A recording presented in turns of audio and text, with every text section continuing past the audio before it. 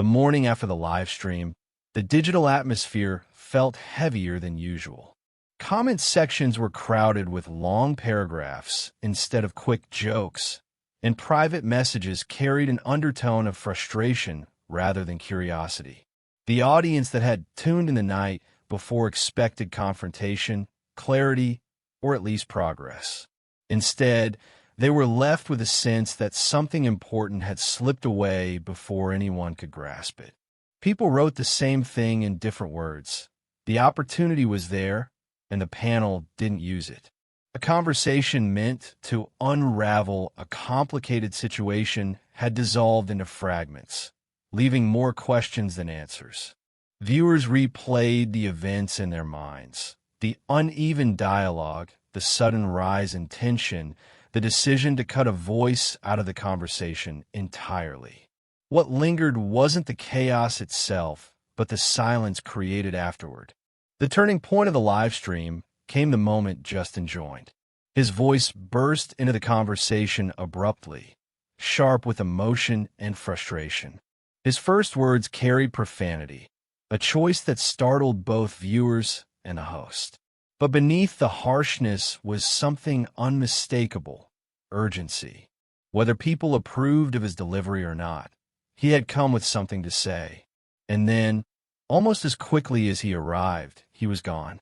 The host removed him from the panel, citing his tone and the risks associated with allowing that kind of language on a live broadcast.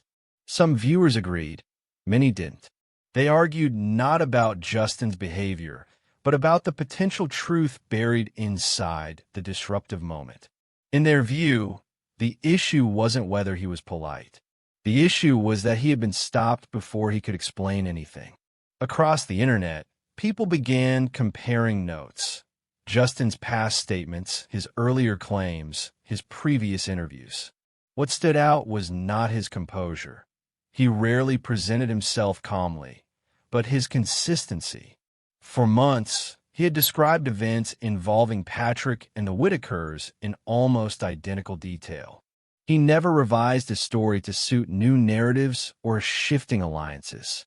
And in conflicts like this, where information becomes currency, consistency becomes something viewers learn to value. This consistency made his removal from the stream feel less like moderation and more like avoidance. As viewers debated the host's decision, attention returned to the tension between Justin and Patrick. Anyone watching could see there was history there. Their reactions to one another weren't neutral. They weren't unfamiliar.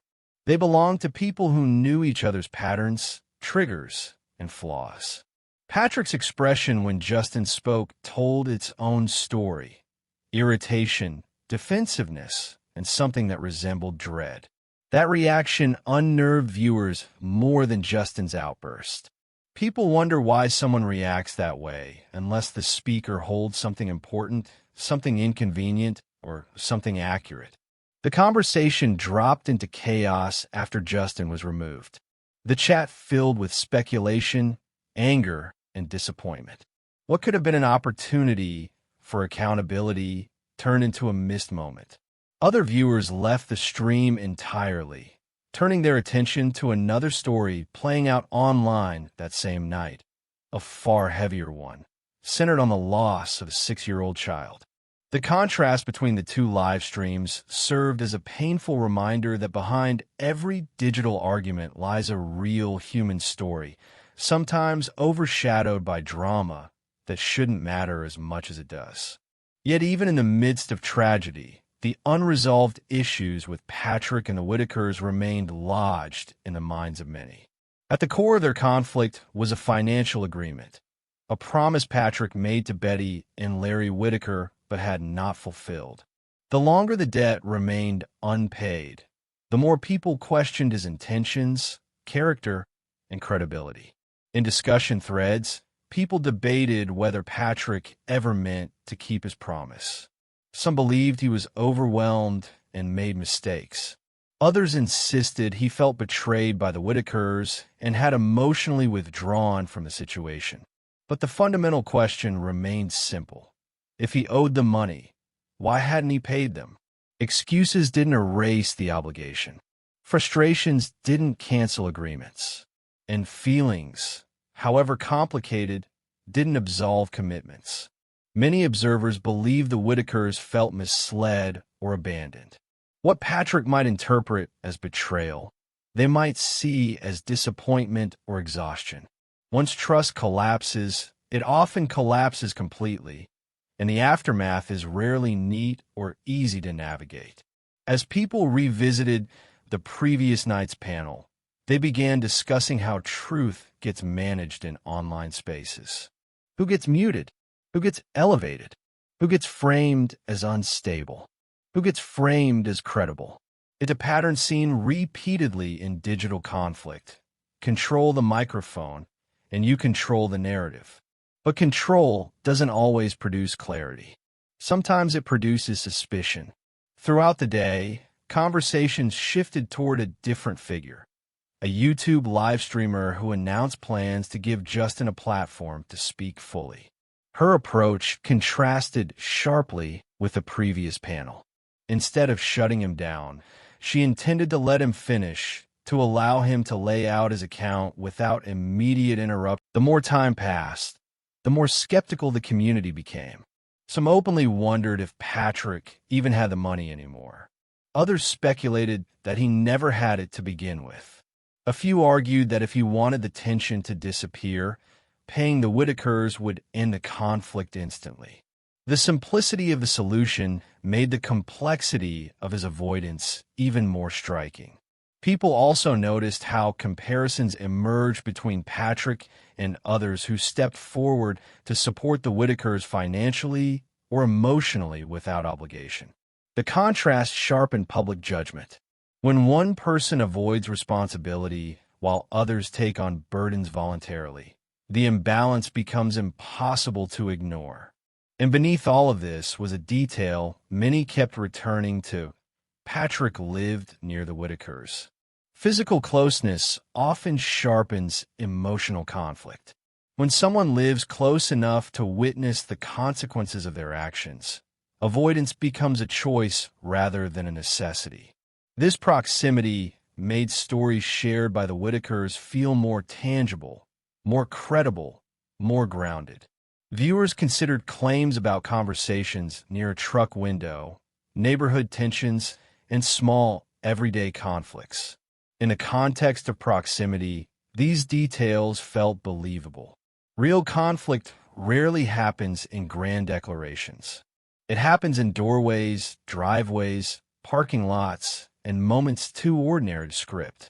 As the day progressed, anticipation for the live streamer's upcoming interview with Justin grew. People hoped she would ask the questions others avoided. They hoped she would remain composed. They hoped she would resist the impulse to shut down uncomfortable truths. Most importantly, they hoped she would let the story unfold naturally, without steering it, without burying it, without cutting the microphone the moment things became difficult. For many watching, this wasn't about sides. It wasn't about choosing. In this climate, the announcement that a YouTube live streamer planned to host Justin and explore the unanswered questions created ripples across platforms. Viewers respected her for having a reputation for thoroughness. She didn't panic in tense moments. She didn't shut conversations down without attempting to understand them. She approached conflicts with a sense of structure that felt almost clinical, calm in tone, but firm in expectations. Her involvement signaled a shift. People hoped she would uncover what the previous panel avoided, that she would ask the questions others seemed afraid to ask. Not accusatory questions, but essential ones. What exactly happened between Patrick and the Whittakers? Why was the money never paid? What did Justin witness or experience that he believed was being hidden? In the hours before the live stream went live, viewers speculated on how the conversation might unfold. Many believed Justin would bring receipts, screenshots, messages, dates, something tangible. Others expected emotional revelations, grievances that had been bottled too long. Some anticipated Patrick might respond publicly, though few believed he would appear on the stream itself. What struck observers was how polarizing Justin had become. Half the commenters saw him as a volatile figure whose lack of restraint undermined his credibility. The other half believed he was the only person consistently telling the truth, regardless of how emotionally he expressed it. Both sides pointed to the same behaviors, but interpreted them differently. A reminder that truth in digital conflicts is rarely clean or unanimous. People also reflected on the broader implications of the conflict. The unpaid money wasn't merely a financial issue. It symbolized broken trust. When trust breaks in small communities, especially ones built on shared trauma or circumstances, the emotional fallout grows faster than the facts. Viewers felt invested because they had witnessed the relationships forming publicly. They watched alliances shift. They watched anger build. They watched disappointment harden into resentment. And they watched each person involved become more rigid in their stance. Patrick's silence became louder. The Whittakers' sadness became heavier. Justin's urgency became sharper. And the community's patience became thinner. Most discussions returned to the same uncomfortable point. Resolution required transparency, and transparency required someone willing to speak without interruption, without defensiveness, and without fear of public backlash. Many believed the live streamer's upcoming broadcast could provide that space. But there was also a quiet fear that the conversation could fall apart the same way the previous one did, crushed by emotion, cut off by tension, or derailed by instinctive reactions. As the start time approached, the online atmosphere thickened. Threads grew longer. Comments became essays. People who normally lurked in silence began posting, sharing their interpretations, their theories, and in some cases, their own experiences with broken agreements and emotional manipulation. For many, the story resonated because it mirrored patterns they had lived through themselves. In family systems, money and trust often intertwine. A missed payment becomes symbolic of much deeper fractures. People begin to assign moral weight to financial actions. They see a lack of follow-through as a lack of respect. They interpret excuses as avoidance. In that psychological space, Patrick's failure to honor his agreement felt less like an oversight and more like a betrayal, not just of the Whittakers, but of everyone who watched him promise publicly. The community also discussed how conflict escalates when communication fractures. Once tension begins to build, every silence becomes suspicious. Every delay becomes strategic. Every emotional reaction becomes evidence of something hidden. Whether fair or not, people interpret behavior through the lens of expectation. Patrick's behavior had created the expectation of avoidance, so viewers looked for avoidance even when it might not have existed. The same dynamic affected Justin. His volatility created the expectation of chaos. So people looked for chaos even when he was attempting to communicate clearly. This is how narratives shape themselves, not through facts alone, but through patterns of behavior that audiences begin to recognize and assign meaning to. By late afternoon, the live streamer posted a brief update confirming the interview would proceed as planned. The announcement reignited the discussions. Some viewers speculated whether Justin would be calmer this time. Others wondered if he would double down on the intensity he displayed the night before. There was even debate about whether the live streamer herself would remain neutral or whether the conversation would sway toward one direction. But beneath all the speculation lay the simplest desire. People wanted to understand what truly happened, and they were tired of trying to piece the truth together from scattered clips and incomplete conversations. As the hour drew closer, the eyes of the online community turned toward the upcoming broadcast. Whatever was about to happen, it promised movement, a step forward, a crack in the silence, a chance for the story to shift from confusion to clarity. Something was about to be revealed. Whether it would resolve the conflict or deepen it, no one knew.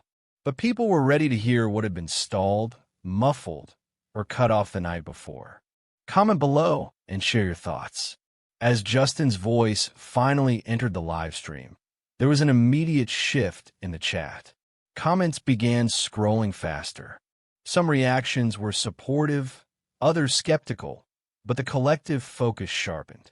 This time, no one cut him off. No one muted his microphone. The space belonged to him for the moment, and the audience recognized how rare that was. His tone was steadier than the previous night. Not gentle, but measured, like someone who had been waiting a long time to speak without being removed. He began outlining his story the same way he always had, chronologically, firmly, without deviation.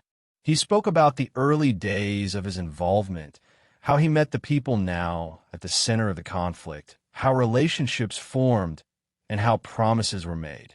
Viewers watched closely, noting how each detail matched previous accounts he had given months earlier. Consistency doesn't guarantee truth, but it often signals sincerity. And sincerity was something viewers had been struggling to find in Patrick's explanations.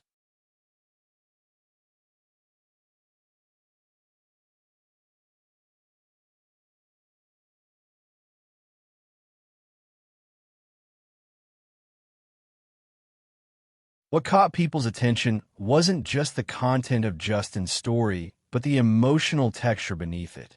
He described moments of trust that later felt misplaced. He spoke of conversations that began with optimism and ended with disappointment. He recalled promises that were delivered with confidence, but followed by silence. In his voice, there was no attempt to appear heroic or blameless. Instead, he sounded like someone grappling with the aftermath of placing trust in the wrong person. The live streamer remained calm, allowing him to finish each thought. She interrupted only to clarify details or to ensure dates and relationships were understood correctly. Her questions were pointed but respectful, an approach viewers immediately noticed. Unlike the chaotic environment of the previous panel, this live stream allowed space for nuance. Justin wasn't treated as a threat to be managed, but as a participant with information that deserved examination. As Justin moved deeper into his account, he began discussing Patrick directly. Viewers leaned in. Patrick, as always, sat at the center of the tension. It wasn't just about money.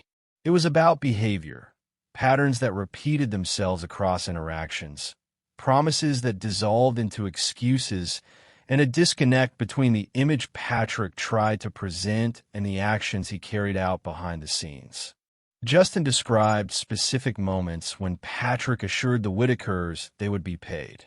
Each time, the tone seemed certain. Each time, Patrick presented himself as responsible, generous, and deeply invested in helping their family. But as Justin explained, those assurances rarely resulted in action. Instead, they bred confusion, emotional strain, and eventually distrust. Viewers noted how calmly Justin recalled these events. If he were inventing them, his ease would have been alarming. But because he had told the same story for so long, with the same details, same structure, same emotional weight, it created the impression of truth reinforced through repetition rather than manipulation. He also addressed his own mistakes. He acknowledged moments when he had reacted poorly, when emotion had overtaken clarity, when his frustration had led him to lash out instead of communicate effectively. This willingness to self-critique contrasted sharply with Patrick's tendency to deflect, and audience members noticed. Humility carries weight in moments of conflict. It suggests a person is willing to examine themselves honestly. After Justin finished explaining the events surrounding the broken financial agreement, the live streamer asked a question that struck many viewers as essential. Why did he believe Patrick hadn't paid the Whittakers? The question hung in the air, and Justin paused long enough to make the chat slow down. Then he answered with a mixture of conviction and sadness. He believed Patrick never intended to pay, or no longer had the money he promised. He believed Patrick had become entangled in a narrative of his own making, caught between maintaining his online reputation and avoiding the consequences of unmet obligations.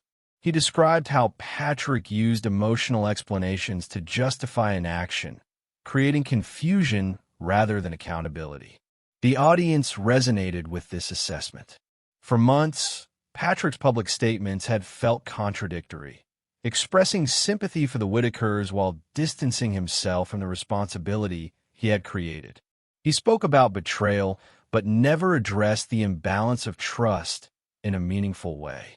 Justin's explanation felt like the missing piece viewers couldn't articulate but instinctively recognized. The live streamer then brought attention to the Whittakers themselves. The audience grew quiet as the conversation shifted to their ongoing struggles. Their story had always carried a tragic undertone: family fractures, emotional hardship, and a heavy grief connected to a child's death. Justin spoke about them not with pity, but with concern. He described how the broken agreement affected their emotional well-being, how disappointment evolved into distrust, how strained their relationships had become under the weight of promises that felt like lifelines and then cracked beneath them. Viewers reflected on what it means for a promise to be made to a vulnerable family. In psychological terms, promises act as emotional anchors. When those anchors break, the fallout is heavier for those already standing in unstable waters. The Whittakers' disappointment was not simply about money. It was about reliability, respect, and the sense that someone had extended a hand only to pull it away when they reached for it. Justin also addressed the sense of betrayal Patrick often claimed. He didn't dismiss Patrick's feelings, but he offered an alternative interpretation that resonated deeply with viewers. If Patrick felt betrayed, then perhaps the Whittakers felt betrayed first.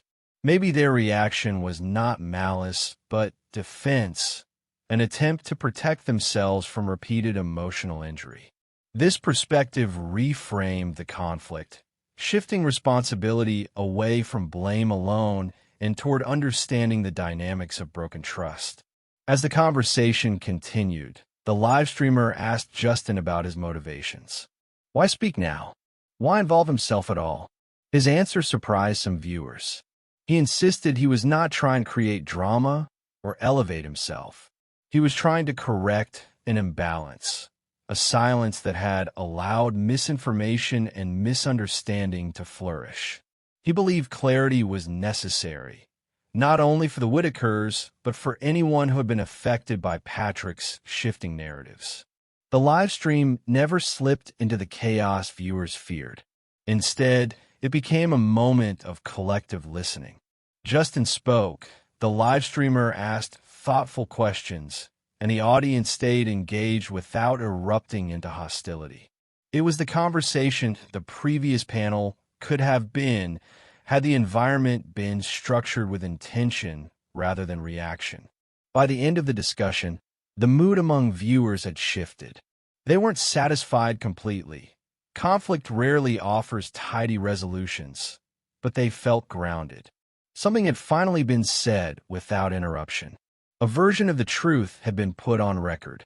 Whether people agreed or disagreed with Justin, they could no longer claim he hadn't been given a chance to speak.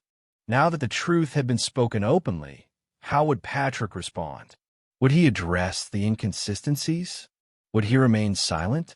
Or would he continue to let speculation shape his image? As the online community moved into the next phase of discussion, the pressure on Patrick intensified. Silence would now speak just as loudly as any explanation. Comment below and share your thoughts. In the aftermath of the live stream, the internet settled into a quiet that felt unusual for a story that had thrived on noise. The initial shock had worn off, replaced by a slow, contemplative evaluation of everything that had been said.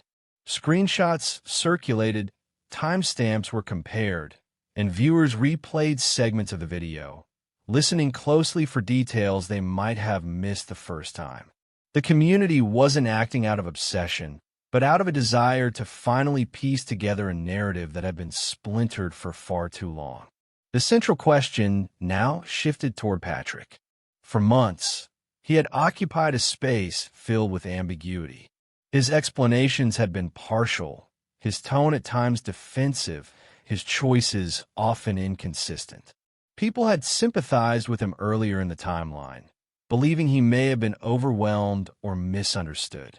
But after Justin's uninterrupted testimony, the atmosphere changed. Viewers weren't satisfied with vague comments anymore. They wanted answers clear enough to stand up against the weight of what had been revealed. Silence, however, was what came first. Patrick did not immediately address the live stream. He didn't issue a response or clarify his position. To some, that hesitation looked thoughtful, a man processing heavy accusations. To many others, it appeared strategic. Avoidance had become a familiar pattern in his handling of conflict, and the gap between the live stream and his reaction only emphasized that pattern further. Within discussion threads, people debated what silence meant. Some insisted it was guilt. Others believed it was fear. A few speculated that Patrick had grown accustomed to controlling the narrative and now struggled to adapt when someone else had taken that control away from him. In a story built around fractured trust, every pause became symbolic. Meanwhile, attention circled back to the Whittakers. Their story, always present but often overshadowed by louder voices, came into focus with renewed clarity. Viewers examined old footage, reflecting on their expressions, their subdued way of speaking, the pain woven into their family dynamic. It became painfully clear that they were the ones with the least control and the most at stake. Their hurt was not theoretical, it was lived. Every broken promise amplified the fractures already present in their lives. Commentary surrounding their situation shifted as well. Instead of framing them as passive participants caught in a whirlwind of drama, people began discussing them as individuals navigating betrayal, grief, and instability. They weren't symbols of dysfunction. They were human beings trying to navigate a situation that had become larger than they ever intended it to be. As the community rallied around them, one observation resurfaced repeatedly. The Whittakers had not changed their story either. Like Justin, their account remained steady, even as emotions deepened. Consistency had become the defining factor separating credible perspectives from questionable ones. The YouTube live streamer who facilitated Justin's interview earned respect for her role. Her composure, clarity, and willingness to let difficult truths emerge set a standard for how sensitive topics should be handled. Many viewers stated openly that without her presence, the story would still be trapped in partial truths and defensiveness. She had provided structure where chaos had previously reigned. As discussions continued, the narrative of the entire situation broadened beyond any single person. It became a case study in online accountability. People reflected on how easily truth can be distorted when emotions run high, how promises can be made publicly yet avoided privately, and how communities can both illuminate and distort reality at the same time. In many ways, the story also highlighted how digital platforms amplify human patterns that already exist offline. Unresolved tension grows louder in public spaces. Silence reads like guilt. Consistency builds credibility, while shifting explanations erode it. People witness the psychological mechanics of conflict unfold in real time, learning as much about themselves as they did about the individuals involved. But the question that continued to rise to the surface was simple and unadorned. What happens now? In the absence of payment, The wound between Patrick and the Whittakers remained open. Trust, once fractured, cannot simply be glued back together with apologies or half-explanations. The conflict had reached a point where resolution required action, not conversation. People debated what that action should be. Some believed Patrick needed to pay the debt publicly, demonstrating transparency. Others believed he needed to acknowledge the emotional damage caused by the delay, not just the financial aspect. A smaller portion of the community wondered whether Patrick was capable of providing either. This wasn't cruelty. It was realism shaped by months of watching him retreat from accountability. Each delayed explanation, each defensive statement, each evasion had slowly eroded public empathy. There was also recognition that the story no longer belonged solely to the people involved. It had become a communal experience, unfolding in front of thousands who had watched the characters grow, fracture, and confront one another. Yet the core truth remained unchanged. The Whittakers hadn't asked for a spectacle. They had asked for a promise to be honored. Everything else had grown around that simple request, like weeds around a neglected foundation. As more viewers added their perspectives, a deeper understanding emerged about the nature of trust itself. Trust isn't lost in one moment. It erodes through repeated disappointments. When commitments are made, but not fulfilled, when explanations shift without resolution, when defensiveness replaces accountability, the relationship eventually collapses under its own weight. Patrick had once been seen as trustworthy. Now, that perception was unraveling thread by thread. The strongest response from viewers was not anger, but clarity. They had finally heard a full account, uninterrupted, consistent, and emotionally grounded. And with that clarity came a collective expectation. Patrick would eventually have to answer. Maybe through a live stream, maybe through a statement, maybe through action rather than words. But silence could not protect him forever. The story now reached a turning point. Justin had spoken. The Whittakers had expressed their pain. The community had listened, analyzed, and formed conclusions about what felt truthful and what didn't. The unresolved piece lay with Patrick, whose next move would determine whether the conflict deepened or began to heal. Every story like this eventually enters a phase where truth becomes immovable. It stands in place regardless of who tries to shift it. And in this narrative, that immovable truth was simple. A debt remained unpaid, a family remained wounded, and explanations, no matter how elaborate, could not resolve what only tangible action could fix. The digital world watched and waited, not for more drama, but for closure. Comment below and share your thoughts.